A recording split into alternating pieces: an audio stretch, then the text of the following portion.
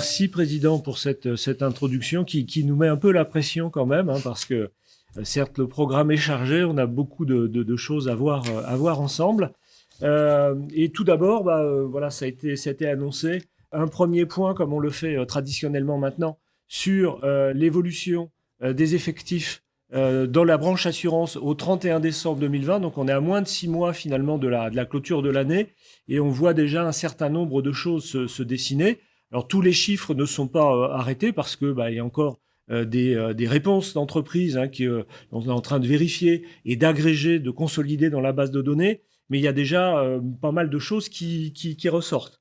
Alors déjà, pour situer justement ce périmètre, premier point de méthodologie, effectif au 31 décembre 2020, le périmètre exact de consolidation de la base de données ROMA, qu'on publiera au mois d'octobre, quel est-il ? À ce jour, l'enquête ROMA recueille un taux de réponse de 92,8% consolidé dans notre base de données. Au 31 décembre 2020, la branche compte 149 100 salariés.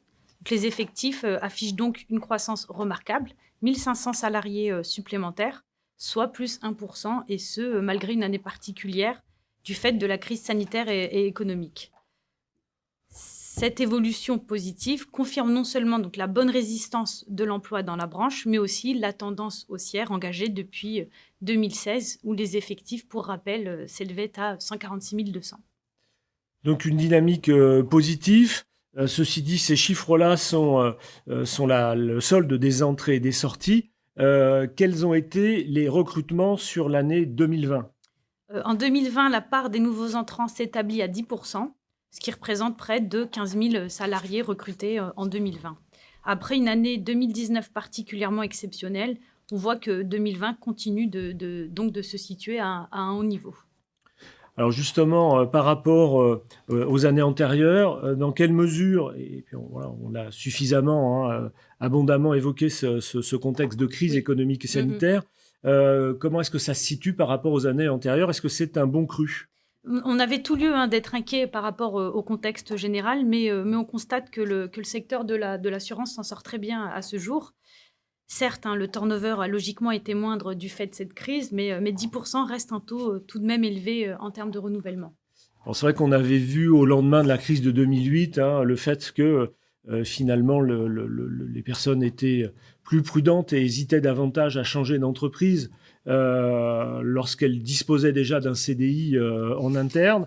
Et donc cette croissance, elle est due à la fois au maintien d'une politique d'embauche qui reste dynamique et donc un moindre turnover au sein des équipes. Oui. Ce que l'on retrouvera d'ailleurs dans les indicateurs du ROMA qu'on présentera au mois d'octobre.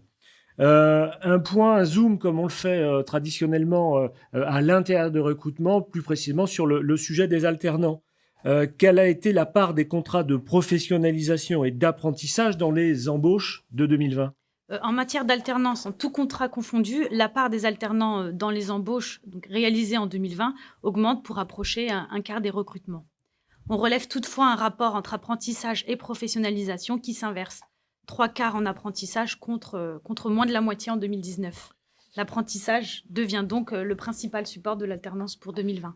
C'est déjà effectivement ce qu'on avait constaté depuis 2-3 ans. Et puis là, c'était pas un travail de prospective bien compliqué que d'annoncer ce retournement qui est dû aux évolutions réglementaires sur ce sujet-là. Et donc, en valeur absolue, ça nous fait combien d'alternants recrutés ?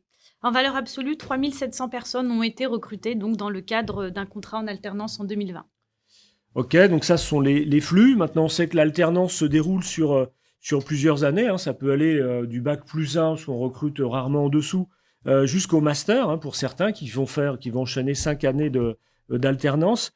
Par rapport à la population totale, on estime à combien le nombre d'alternants en poste au 31 décembre ? Là encore, il ne s'agit que d'une estimation puisque nous n'avons pas encore intégré toutes les entreprises, mais nous devrions en compter un peu plus de 5 600 au final.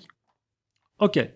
Donc, si on prend un peu ces éléments-là en synthèse, donc on voit le taux de réponse, les effectifs, mais il y a aussi d'autres indicateurs qui sont traditionnellement donnés à l'intérieur du baromètre. et notamment des indicateurs de tendance sur des variables sociodémographiques traditionnelles.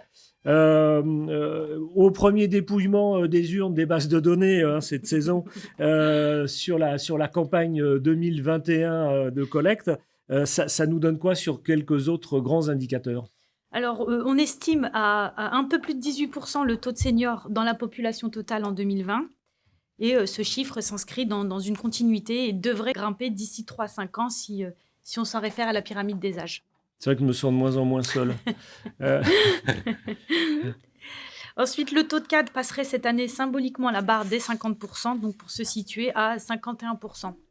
Un taux qui devrait également rester en hausse dans un horizon à 3-5 ans.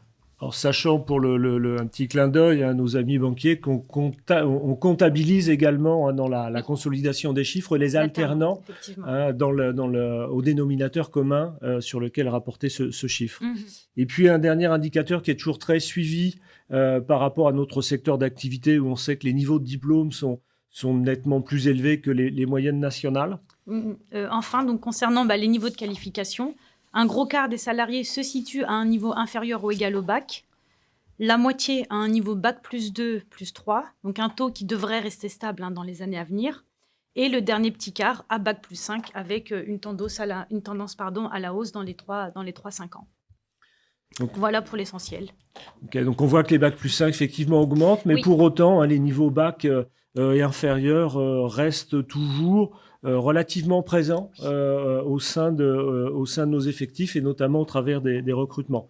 Un grand remerciement quand même, merci Narges déjà, mais merci aussi en premier lieu aux entreprises qui ont continué à répondre à nos enquêtes dans ce contexte cette année encore toujours aussi difficile de crise sanitaire et ça pèse sur les modes de fonctionnement. D'autant plus que cette année, dans l'enquête, on a demandé à nos correspondants de renseigner chaque salarié, de les positionner individuellement sur la nouvelle grille de la nomenclature des métiers 2020. Donc, il y a eu un gros travail à effectuer pour repositionner les 149 100 salariés dans cette nouvelle grille, dans l'ancienne et la nouvelle, pour pouvoir disposer de tables de correspondance. Et puis, un petit clin d'œil également à la direction statistique de la FFA, Fabrice Guénoun et Maëlys Bechtoil, avec qui on travaille en proximité sur la consolidation de cette base de données sociales que l'on se partage avec la FFA. Merci Narges pour cette première partie.